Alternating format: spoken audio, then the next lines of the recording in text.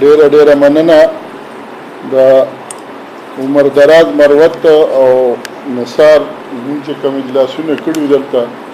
نو هغه ورسره نور رپورټونه چې هغه چې کوم روان کتاب دی هغه به ان شاء الله هغه کې کتابي بڼه کې تاسو مخه تراشي او تکسب په عالم وخت خبره کوله څه خبره لري شوې هغه ټیم سره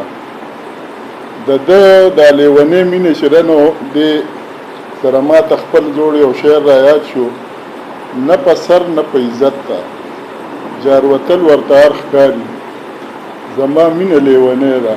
د دلدار په خاریو کې بیګا یو د سوات یو شاعر ټلیفون کو چې را زما پاسپورت د اسلام آباد کې او امیګریشن کې څوک نشته نو مور تیرا سردار یوسفزي نمبر دلر کومه او تا غسر خبر وکا او هغه بدل سبن بنا جوړ کی هغه بیا سردار یوسفزي ته ټلیفون نو کړل نن راته پته ولګی چې ول نو کړه نو هغه بل لغره پاره خبره نکو هغه بیا تقریبا سیونیمه بجوا یونیمه هغه ماته وی چې ماته ویزا دا زه سبا روانم افغانستان ته او ټیکټ مې شوی دی او ویزا نشته مې ورګه زه ټکسي ته او ټکسي د دفتر نه بار هغه چې دا وخت هغه دا ویزو والا سیکشن بند ما ورته دا سړی چې رینو ځکه افغانستان ته دعوت ورته او دې چې رینو دا دغه ضروری دی په کار دی چې دا وشي او تک صرف د سفارت نه چرته بارو هرڅه چې کړي خو هغه سړي ته ویزه میلاو شوه او هغه سړی نن هم په سوات کې ډېره د افسوس خبره ده چې هغه وی چې زه په درځمه خو را نغی نو دغه شان سړي مونږه پښتو ادبي سوسایټي نه نوم یې نه اخلم خلک بل دغه شان د افغانستان ځینې خلکو په کوټه کې سیمینارو او د هغې هم دغه شان مسله وه نو بس خدای پاک دې سړي د بزرګانو دعا به ورسره یو همت او دغه ورکو او هغه د سړک په لاره کندهار کوټه ته ورسېږي او هغه سیمینار کې هغې شرکت وکړو پښتو ادبي سوسایټي یا اکبر سیالي کلچر سوسایټي ډېر بلا مونږ سټیجونه جوړ کړي او داسې خلک هم پروموټ کړي دي عزت هم ورکړی درناوی هم ورکړی دی خو خلک وایي چې یاره څو شاعران را جمع شي یو بل ته وکړي نو نن وکارمه ورته چې هلکه دا پښتو ادبي سوسایټي را وګوره په دې کې ویډیوګان دي اوس دا نوي ویډیو به هم وکارلیشه دریاب په سوشل میډیا ورکوي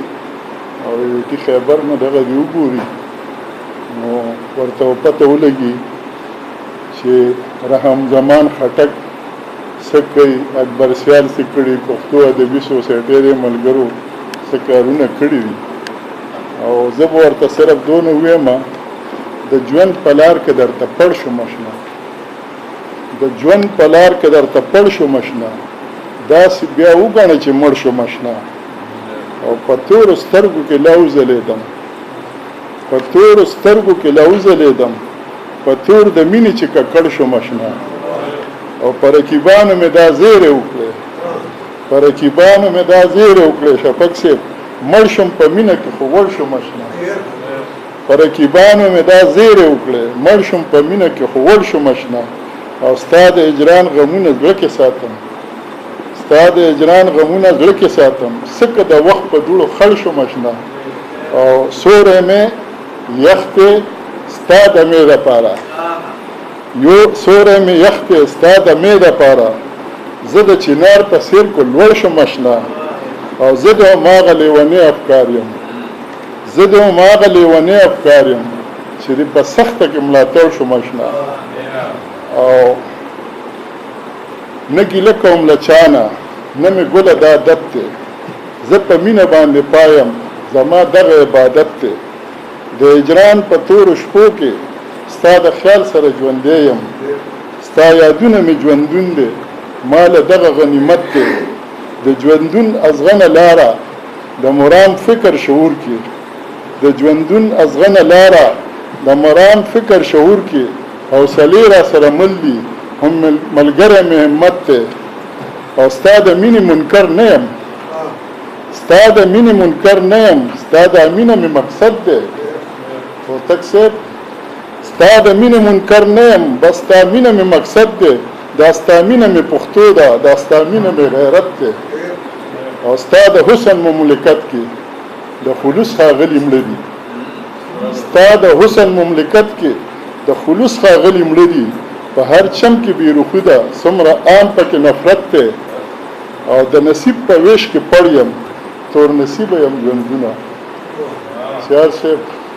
د نصیب په ویش کې پړ یم تور نصیب یم ژوندونه د وختونو ځانځانې دی که سپېره زما قسمت دی او د افکار د فکر زل دی د افکار د خیال ښکلا ده د افکار د فکر زل دی ډاکټر صاحب د افکار د خیال ښکلا ده چې د حسن منور دی چې د هر پلو شهرت دی